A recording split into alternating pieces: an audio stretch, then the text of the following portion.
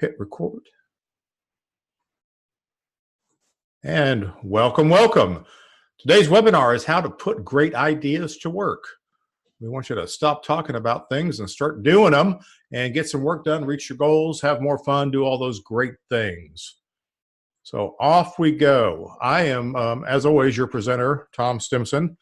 All my vitals are here. You can get hold of me at any time by email or phone. Just knock yourself out. Love to hear from you.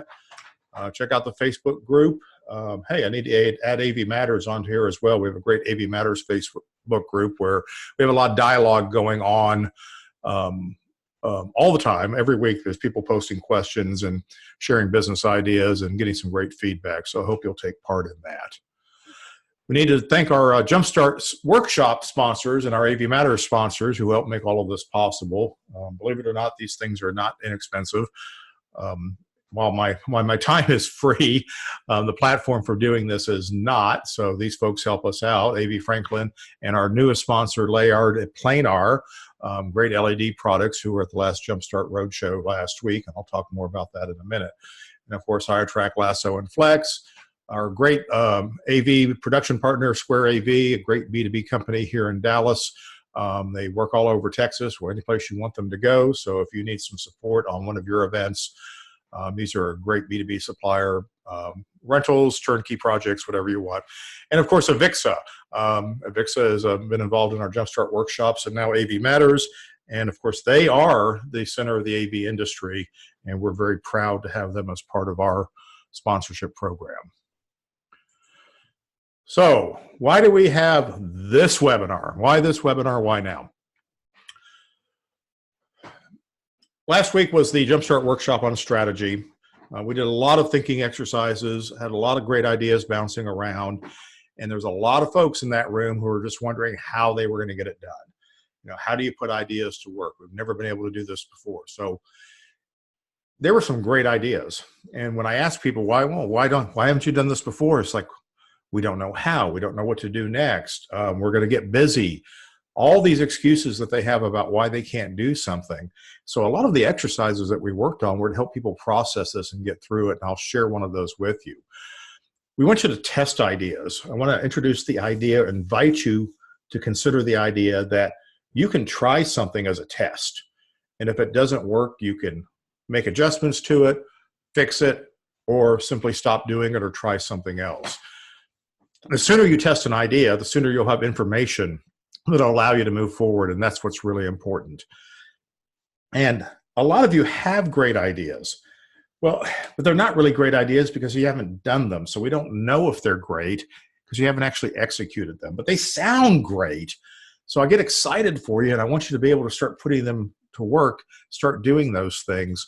And today we'll talk a little bit about how you do that internally, how you can push an idea forward and make some progress on that. So it all starts with one very simple premise, and that is you have to have some kind of goal. You have to have some place you want to be, something you want to accomplish. And I'm going to work through an example today, which is pretty universal, and that's make a profit. I'm assuming all of you want to make a profit or make a bigger profit or finally make a profit, whatever language you use. But somehow we're in business with the expectation sooner or later there's going to be money left over to put in our pockets, fund our retirement, buy a boat, give ourselves a raise, whatever it might be. So let's work on making a profit. If you want to make a profit, you probably have a whole lot of things running through your mind about why you haven't done it so far. And the exercise that we went through last week, and this works with any challenge, obstacle, issue that you want to look at, any goal you want to look at, start just spouting out all the reasons why it's a good idea, why it's a bad idea, why you can do it, why you can't do it, what your advantage is, what your disadvantage is. There are no bad ideas when you're brainstorming. We're not going to get our ideas working. We're not going to put our ideas to work until we reconcile all of these issues that are bouncing around in our head. And if they stay in our head, they just live there and they take on a life of their own. And that's the worst thing that can happen. The best thing you can do is get these out of your head and put them on a sticky note, stick them on a board. I use whiteboards a lot for doing this. So if your goal is to make a profit, you might have some issues that come up, and this is a very small passive issues here. There's some big competitors out there. You can blame some big 3 and 4 letter companies for all your woes and worries and why you can't grow and why you can't make money and competition's unfair, blah, blah, blah. Put that issue on the board. Internally, you might not have any standards, or you don't have the discipline to get things done. You don't have money. You lack capital. There's a lot of price competition going on. Your costs are too high. We could go on and on and on with this. These are all familiar. We've all heard them before. We've all said them to ourselves before we even say them to each other. But let's get them out there. Let's talk about them, because it doesn't change your goal. These are just the issues we have to overcome. Now, one of the things we learned last week in Jumpstart strategy was you need a strategy in order to succeed. There has to be a reason you're going to succeed. We can do a lot of things to affect these issues that are keeping us from our goal, but what's the underlying strategy that ties our actions together? We need one approach. We need one area that we're going to focus on to get these things done. What's the advantage that we want to leverage in order to do this? And I'm going to take you through an example, and this is going to blow your minds, because this is not who any of you think you want to be, but I bet by the time I'm done, some of you are considering it. What if our strategy, in order to make a profit and deal with mega competitors, address our lack of capital, address price competition, reconcile most, if not all, of these issues, what would a great strategy be? All right. Why don't we be the bargain brand? Why don't we be the brand where people can confidently shop on price? Why can't we be the Walmart of the live event production world? What's wrong with that idea? Okay. Now, you can process that and you can make that an issue and go through, well, it's our reputation. You can still be the best and be the cheapest. You could be the best at being the cheapest. It's not the type of business we want to be in. Hard to argue with that. But let's say you process all that and you say, you know what? Our best opportunity, given our circumstances, given our issues, is to become the bargain brand of the industry. Now, what are the tactics that we could use that will help us succeed? And what we learned last week about tactics are the things that you do that make your strategy look smarter. So if you focus on value, being the bargain brand looks a little bit smarter, because it's not always going to be about price. It's going to be about value. If you want to be the bargain brand, you might want to limit your selection, because having a broader selection of products and services increases your costs. That's a bigger inventory. Southwest Airlines is always one of my great examples.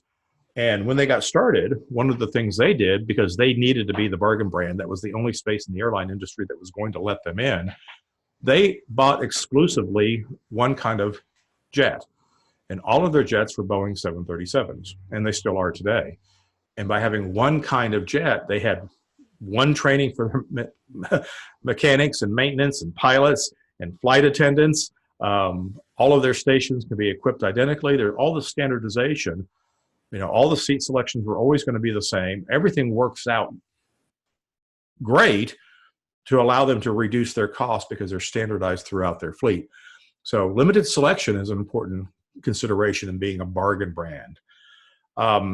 Be scrappy, get out there and fight for business by saying, you know what? A lot of our competitors choose really expensive solutions because that's the only way they know how to do things. With technology today, and I wouldn't have said this 20 years ago. 20 years ago, I would have said generic solutions, you can't do it. You can't pull it off. You can't be successful in a technology industry. But look at technology today. Look at what products do, what you can get in a box with video connectors on it, all the things that happen inside that box when it would have taken a video truck 20 years ago. So you can be a little scrappy and say, hey, we love your RFP. We agree with what you're asking for, except that you're just throwing money away. Why don't we do it this way? This is better. You can recycle products. You can recycle ideas and supplies. If I were the bargain brand, if I just, if I just finished a show, I would take a picture of that setup and say, hey, look, here's a job we just did. Here's the package. Here's the price that you can buy that for next time. Okay? I've taken this set, I put it back in the box, we're ready to go again. We're going to recycle our ideas, recycle our designs, recycle our equipment lists. We're going to buy good used equipment instead of buying new equipment. Everything we're going to do is going to benefit the customer by giving them the value that they're looking for. So all of a sudden, the tactics look pretty good for supporting this strategy. So the strategy doesn't sound as dumb as it did a minute ago. A being industry excesses. This is, you have to tout your expertise. You have to prove your credibility in any position that you take. So now I have a marketing challenge. How do I be credible about being the bargain brand? Well, let me show you. Here's 2 ways to do the same job, and look how they look exactly the same, but this one costs half as much. I would be all over the place challenging the thinking of all of my competitors and about how they do things and how their focus on quality is really about overspending and not about delivering a better product. Oh, I could have fun with this. So strategy is the reason you're going to succeed at your goal of making more money, making a profit. Making sense? Right. Now, we've set these things aside. We've figured out what tactics will support us, what our issues we're trying to overcome. But all we've done now is have a conversation at a table, or in this case, over the interwebs. It's just an idea. We have to actually implement this, and that's what this webinar is about. How do I put this great idea, which, by the way, is free to you. You're welcome to use this. Take this on and use it for yourself. How many people are going to copy you? Go for it. But now we've got this idea, how are we going to implement it? Well, first thing we have to do is we have to communicate the idea. And here's the formula for doing that. It's very difficult to get things done when the idea is inside your head. It's very difficult to get the support you need from your organization. And it's very difficult to reframe your ideas if they're just bouncing around inside of your head. So now that we've had this great strategy session and come up with this great strategy, we got to get to work. So I want to talk to my audience, which in this case is going to be my team, my employees. It may even include, subcontractors and strategic partners. It can include my investors. I might have to explain myself at home, but I have to communicate the idea. And we start by saying what we're trying to accomplish.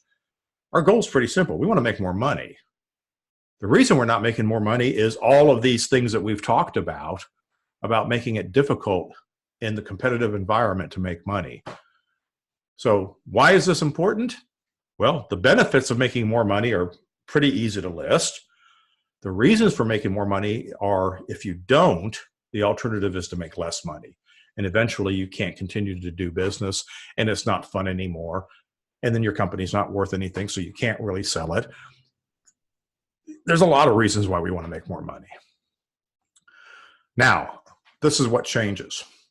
There's a mindset change inside of your organization. Anytime you want to do something new, you want to initiate an idea, especially a challenging or strategically different idea, you have to change some mindsets inside of your company.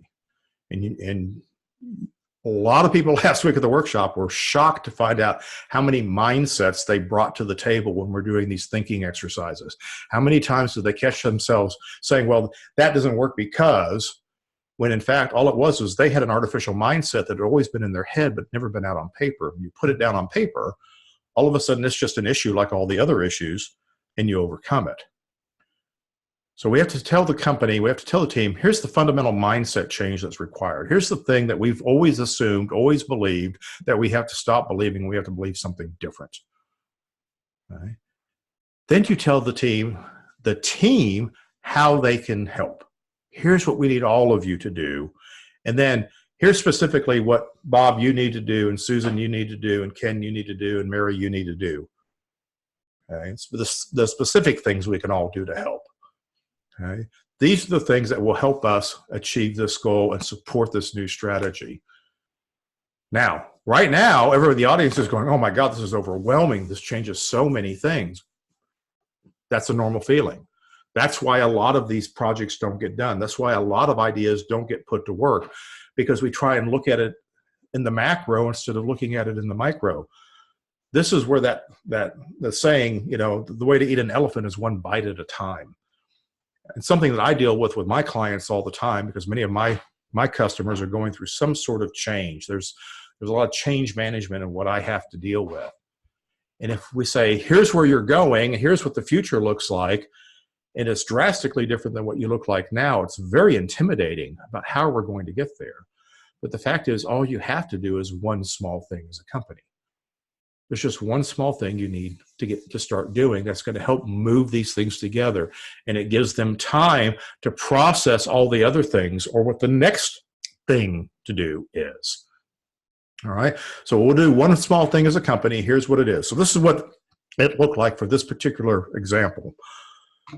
So the idea that this particular example, their big goal is make a profit.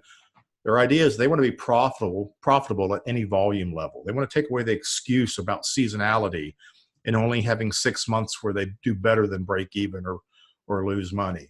They want to be profitable at any volume level. So that's a very challenging goal. And why is this important? The fact is, at their size and at most of our size, we can't compete with the big company resources. We can't compete with the companies who go by 3 letters and have thousands of employees and dozens of offices and maybe worldwide.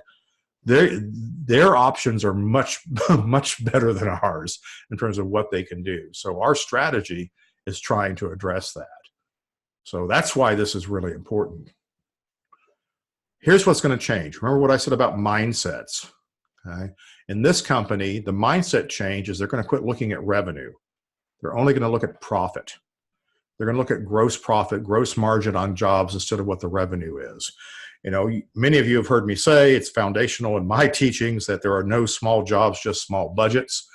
And that's kind of what this company is going to have to adapt. They have to adapt this idea that a customer with 10 $100,000 or $10,000 jobs is still a big customer. Or if your small job is 1,000, then if they've got $100,000 jobs, they're a big customer. What's important is the revenue. So rather than look at the revenue, what's important is the profit. So rather than look at the revenue, we want to say, you know what? Every one of those $10,000 jobs or $1,000 jobs that you're turning your nose up at generate 60% gross profit. That's what we care about. That's the language we're going to use in our organization to make this thing work. Now, how can you help? How can you as a team help us all do this? Well, we've got to be Southwest Airlines. We've got to standardize our best solutions. We've got to reduce the number of choices customers have. Sure, we may not meet every customer's needs, but there are a lot more customers out there that are interested in spending their money wisely and efficiently than there are on having the latest, greatest technology, whiz-bang brand name thing to put on their project. So we need to standardize in order to have the efficiencies that allow us to sell at a lower price and continue to be profitable at any volume level. Now, our first step, that do one thing, I wrote down clean with pride. I've actually been through this exercise with a company, and the image we put up on the screen was this is from Beverly Hillbillies. Remember the Clampett's cabin at the beginning of the show, or at least in the early years when they had did the intro. And Granny, who is just a fantastic character and all that, they were poor, but they weren't dirty. They were poor, but they weren't messy. You can be poor and tidy. You can have very little money, but you can feed a lot of people. And everything about the philosophy and what was so quaint about the show is that they maintained these values when they moved to Beverly Hills, right? So the do one thing for this company is all about, let's clean with pride. Everything that we own, even if it's old, needs to be clean. Everything we put in front of the customer needs to look like it was handled with care. We don't want anybody to think that they compromised by spending less money. And we're going to start with the office. We're going to start by going around the office and having more pride in the office. We don't have the capital to move to a nicer place. So, here's 20 gallons of paint. Here's some brooms.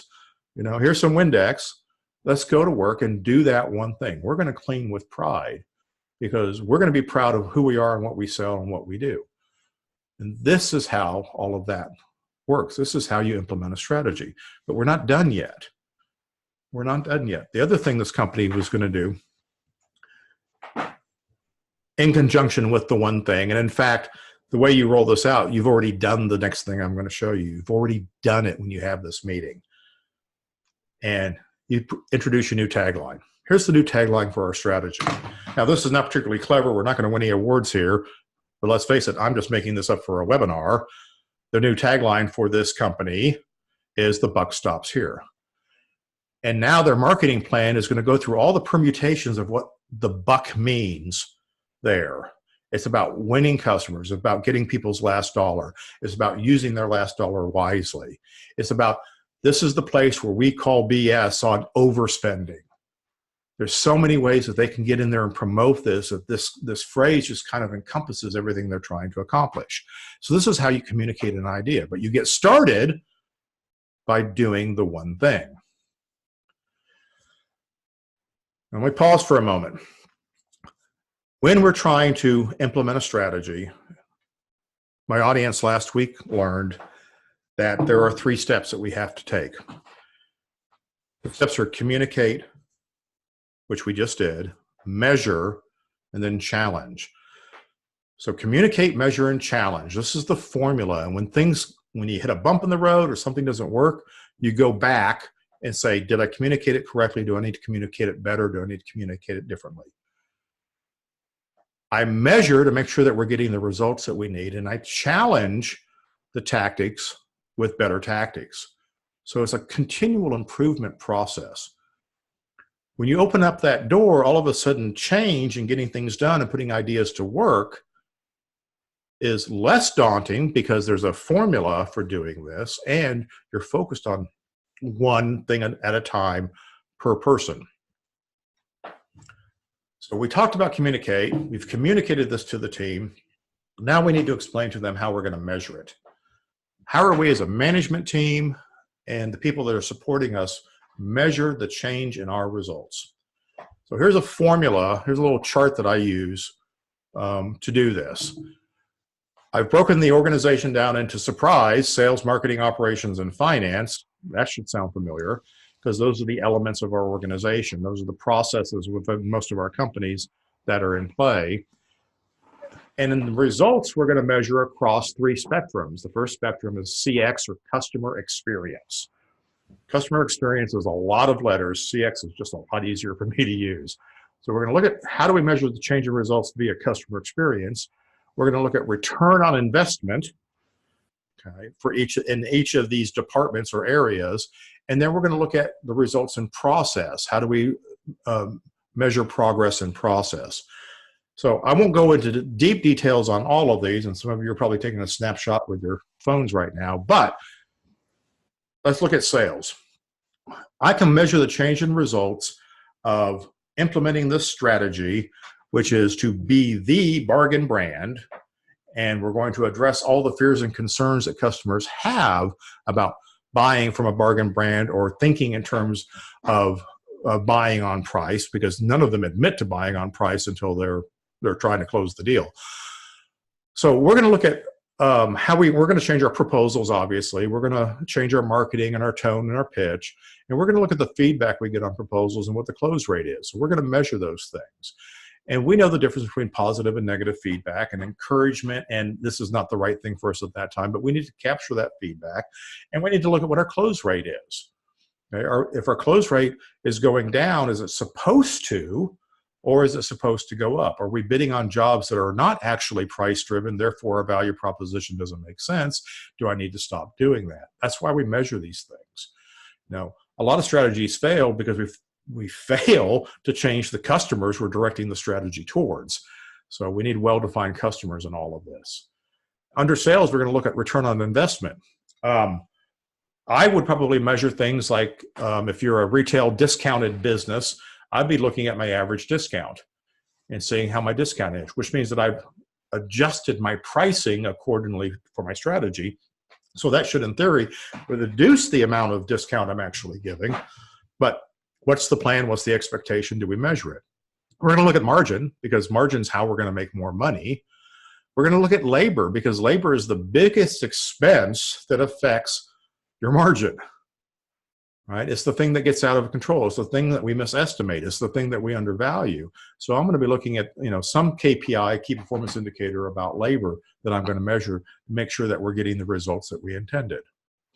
And then I'm going to look at the processes and see, am I making progress on them? In this example, I'm looking at a 3-stage pipeline. So you've probably been on my presentations about, sales and marketing pipelines, business pipelines, or funnels, leads, prospects, opportunities, quotes, clients, customers, clients, blah, blah, blah, blah.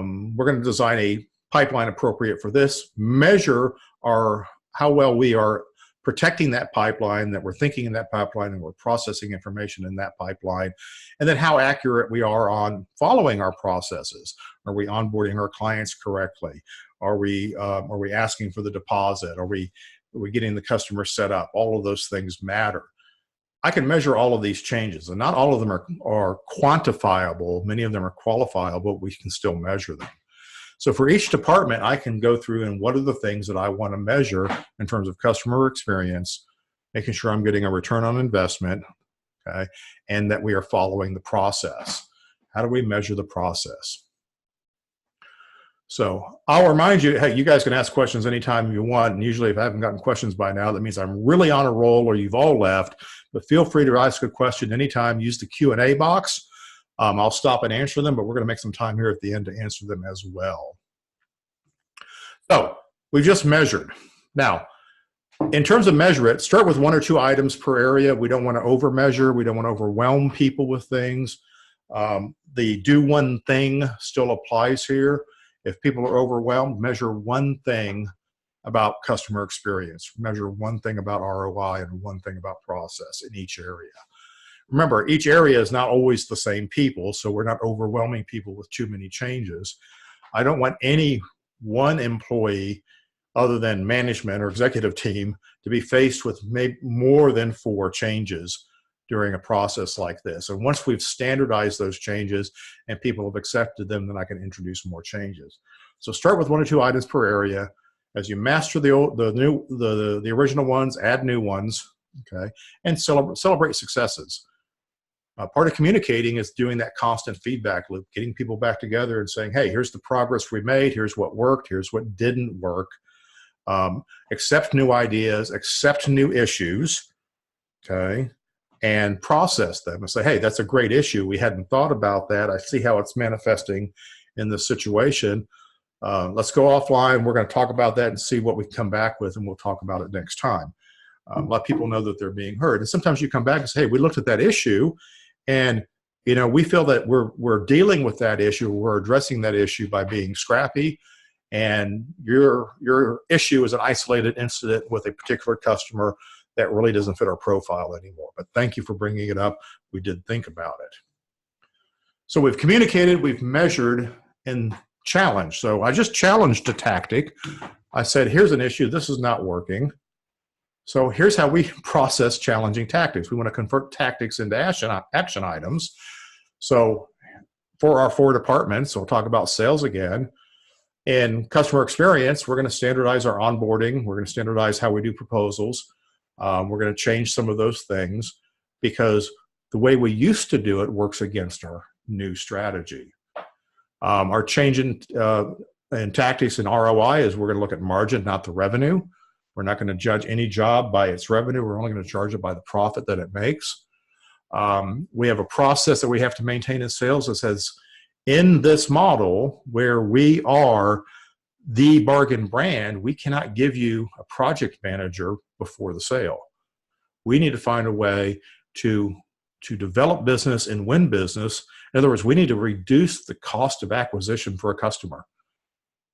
And standardizing and limiting your product tree will help with all this. So one of the tactics is no project manager before the sale is confirmed. And then we can introduce those value-added services, or even if we charge for those services, they come after we're getting paid for them, not to develop the business when half of our jobs we never actually close.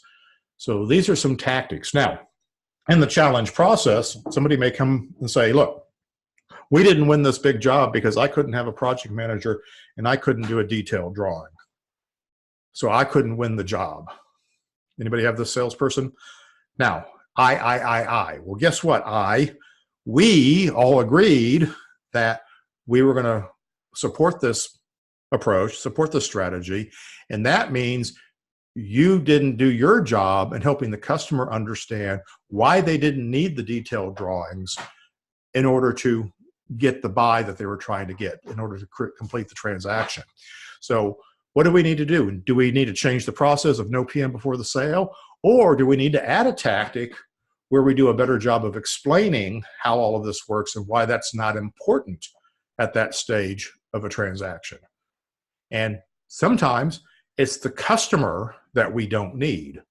Maybe our tactics are fine and we simply chose the wrong customer. So again, we take the issue, we go back, we reprocess it, we decide whether we're going to change the tactic or we're going to add a tactic to support it, or we're going to clarify the tactic. Now, when it comes to tactics, again, we want to convert our tactics to action items. You know, one item per department at a time is a great way to start.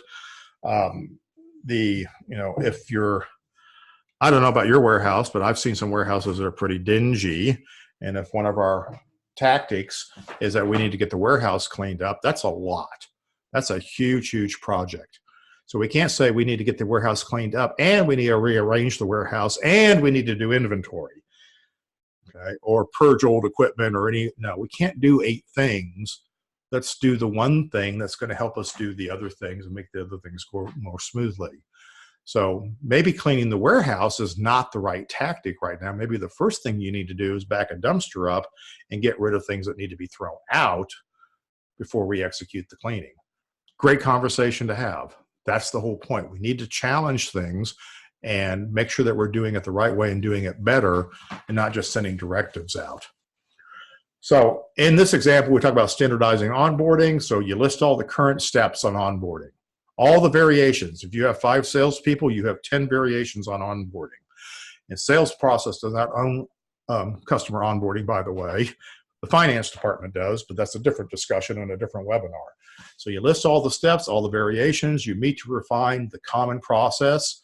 We make sure at least half the room is disappointed when they leave. If everybody's disappointed, we've done it perfectly and come to one common process.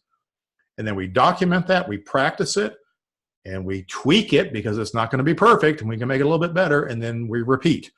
And you keep going through iterations of that until it's standardized and we don't have to talk about it anymore. Woo! It's a lot of stuff so far. But right about now, you know, you're thinking of all these objections. And trust me, you're going to get a lot of objections when you start putting good ideas to work. The reason you haven't put ideas to work so far is because of objections.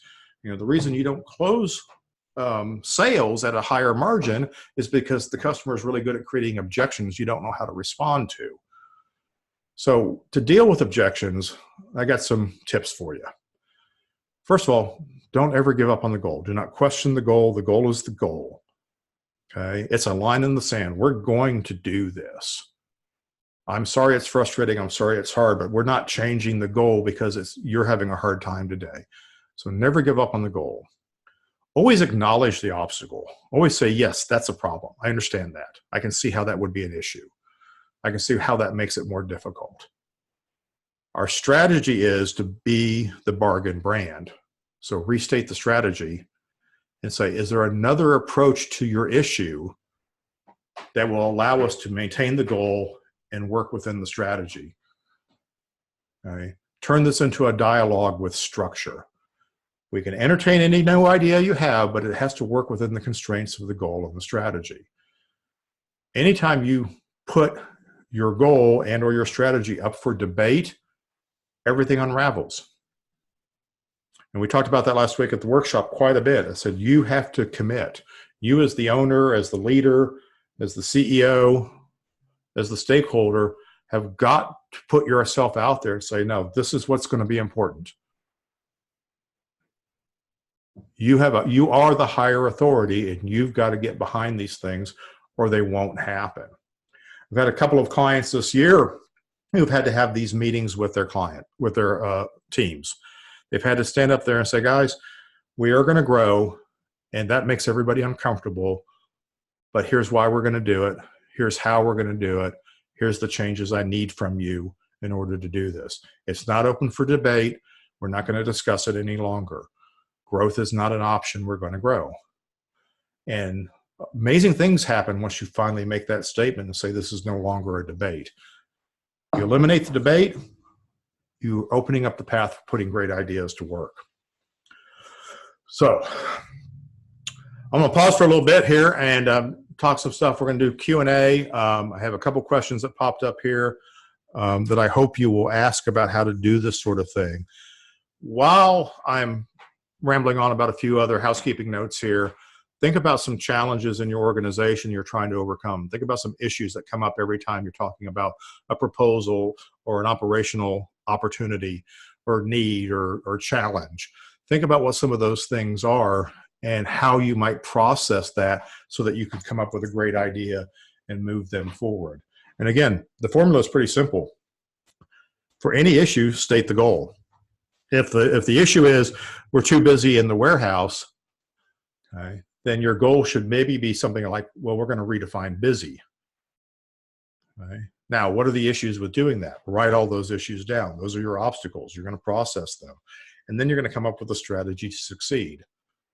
And a strategy to succeed for being too busy in the warehouse might be counterintuitive. It might be what we're going to do is we're going to protect floor space at any cost. Floor space is the most valuable asset in a warehouse. So we're going to put our time and energy in that, and let's see what that looks like and what is that going to cause us to do and what are the benefits of that, and see how that does. What does that force us to change? What mindsets do we have to move away from in order to accommodate that so that we will succeed? Okay, that's how you get a great idea. Now we've got to put the great idea to work. Communicate, okay, measure, and then challenge. Process the challenges, go back and communicate again, measure some new things, process some more challenges or more tactics. All right. Now, think about your questions. Next month's webinar is called "It's Time to Complicate Your Marketing Strategy." That is correct. Most of your marketing strategies, if they exist at all, are pretty uncomplicated. I'd say 50% of the people I talk to say their marketing strategy is to answer the phone. So step one in complicating your marketing strategy is imagine life without a telephone. And how would you do marketing if you didn't have a phone? You're going to come up with some fantastic ideas. So start mulling that around for the next couple of weeks, and be sure and sign up for that webinar. You'll be able to do that, I think, on the webinar page tomorrow, if not later today. So, hey, have I mentioned that there are things called Jumpstart workshops? We had one last week, by the way. It went great. I have to tell you, I'm pretty critical of my workshops. I'm the worst critic on them, but I'm pretty happy with the turnout. I'm very happy with the engagement. I thought the networking did really well. I thought everybody worked very hard at processing ideas and working all the exercises. And so hopefully it was fun. It was enlightening. People came away hopeful about what they're able to accomplish afterwards. In May, the 13th to the 15th, we're going to do lessons in marketing. If you've been to the Jumpstart Marketing Workshop before, this is different. We're not doing the same thing every year. We're bringing new ideas, new thoughts, new presenters. We're filling in the gaps. We're calling it lessons because we're drilling down into specific areas. So I'm looking at your biggest pain points, your biggest challenges, and drilling down, making sure that we have some pointed conversations about how to address those things. So I think you'll get even more out of it. I'm making them more and more team events. We're doing more and more table exercises because these are the things that really work for our audience, for our folks, our people, and it really pulls everybody together. Keep in mind, operations is in August. It was in May last year. I got a great turnout, but I got a lot of people who said, well, we can't come in May. That's our busiest month of the year. Well, guess what? We're going to try August and see if we can get even more operations people and break last year's Jumpstart record. Management right now is scheduled in November 11 through 13. We moved it a little bit earlier this year because, well, I want to take a vacation. That's the simple truth of it. So a little bit after, towards the end of the busy season, but before we're tied up in the holidays, I hope that works out for you guys. Now, yeah, marketing, I just talked about, new program. We have guest speakers. I've already got Holly Way and Carl Becker signed up. Some of you have seen Carl before. He's got a great new program on sales prospecting. Holly is somebody I've just started working with who really understands brand stories. I really connect well with her. I think she's a hoot. I think you'll enjoy her. And I'm working on somebody who's going to help us with direct marketing. You know how everything is that's old is new again? Direct marketing is back. So it's a new way of looking at content marketing and electronic marketing. So be sure you're on the mailing list. You guys know the drill. Sign up, get the book, join the mailing list. You can always shoot me an email, however you want to do it. We'll get you on the mailing list. Intentional Success comes every Monday morning. If you'd like to have a conversation with me, please do. I enjoy this very, very much. Schedule a free call. I'll give anybody some of my time. If you got an idea that you want to process, I'm there for you. There's no charge for this. I don't sell you anything. I don't turn it into a sales call because that's just not how I roll. But I love helping people, and I like to help them look at their business differently. And if I can help you, don't hesitate to ask. Again, a quick reminder, thank you for all of our sponsors. We've got more sponsors in the work. We're really excited about how the sponsor program is playing out this year, and we're giving them bigger audiences, and we got quite a community going, so please be part of it. So some final thoughts, and I got a couple of questions here I'd like to answer. First of all, strategy is not hard. I mean, it's hard to get there, but the essence of your strategy is always going to be simple. You need a very simple idea. Great things come from simple strategies. But you also need to take simple steps. If the steps are complicated, then you're doing something wrong. You're overthinking it. You're wandering away from your core business. Or you're starting over, perhaps. And maybe that's what you need to do. But my first test of a strategy is that it's got to be painfully simple. Mindsets are why we don't get things done. You've got to change people's mindsets, which means we have to identify what they're thinking and why they think that way. We have to identify, the philosophy that's in your organization that's keeping you from making progress. And maybe, I have so many examples about this, but I'm thinking about many companies who had this philosophy that all full-time employees were entitled to 40 hours of work Monday through Friday, plus whatever night and weekend work the industry dug up for them, which is a mindset. It sounds lovely. I'd kind of like that job, except I have to work 7 days a week. But it's a mindset that most of us need to change. We are not a 9-to-5 industry. We don't need 9-to-5 jobs, except maybe in accounting. So think about changing mindsets. And if you can't change as an organization, then you have to go through one person at a time, because sometimes that's how change happens. And then let processes do the work for you, okay? Subtle changes will go a long way. If you want to become a price leader, the bargain brand, a subtle change would be simply to start to change your pricing and simplify your product tree. That may sound drastic, but it's really kind of subtle. The only people that are going to know that you did it are you. Your customers don't pay as much attention as you think they do. So there's my final thoughts. I got a couple questions here. Let's see, Tom. It says, Tom, I just want to thank you. Hi. I just want to make sure you are not suggesting we choose Be the Bargain Brand as our strategy. It's just an example. Correct. Yes, it's just an example. Some of you might want to choose that. It's free for you to use, but I'm just processing an example as a strategy.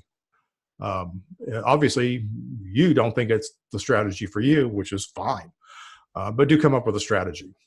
Another question here. Thank you for the compliments. Webinars are beneficial. There's always at least one takeaway from me. Thank you for that. I appreciate that. Find another question here. Question. Oh, this is a fairly typical question. Does strategy come from the top? We have a boss who doesn't seem to be engaged with all of that. He kind of lets us tell him where the company needs to go. Okay. Yes, thank you for sharing that. I left a few words out. I paraphrased a little bit to preserve some anonymity. Strategy does have to come from the top. Now, we may formulate it as a team. We may put our minds together, but the endorsement of strategy getting behind the strategy, agreeing on the goal. These are very much owner or shareholder issues.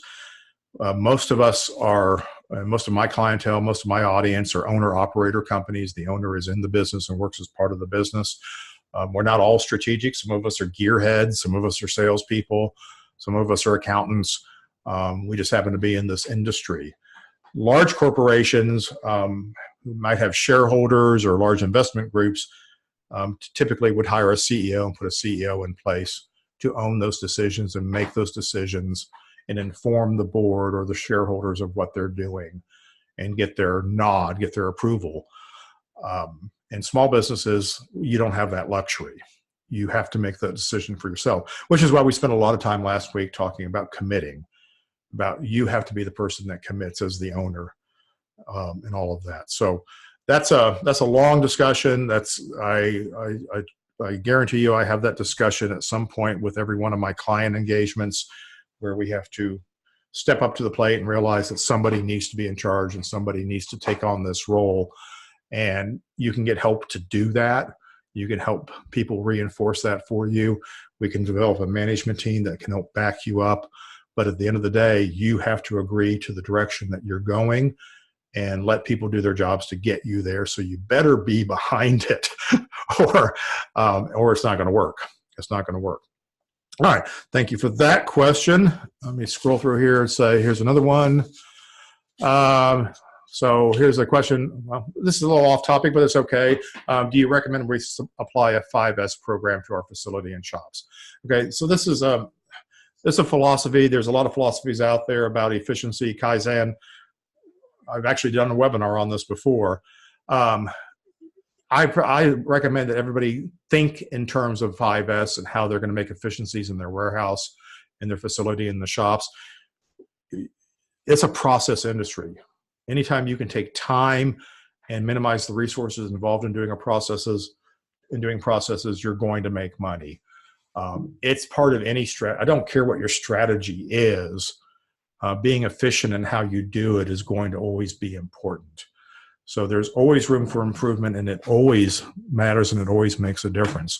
Now, I have seen companies overspend on hiring consultants to figure out what their super efficiency model may be. Okay, and with these things can get out of hand and out of control for the return. But part of 5S is making sure you understand what the return on investment is. So maybe it's time I did that webinar again or something about that. So thank you for that. All right. As always, folks, thank you for attending. Feel free to shoot me any emails you have, any extra questions that you have that I didn't have time to answer today. I'm happy to address them. Most of you know I'm pretty accessible and like engaging on these topics. The webinar is going to be archived. It'll be posted up hopefully later today, but you'll definitely get an email tomorrow that gives you the link on how to get to it. So with that, let me applaud you for taking time out of your week to do this, and get ready to sign up for next month. Thanks, everybody. Bye.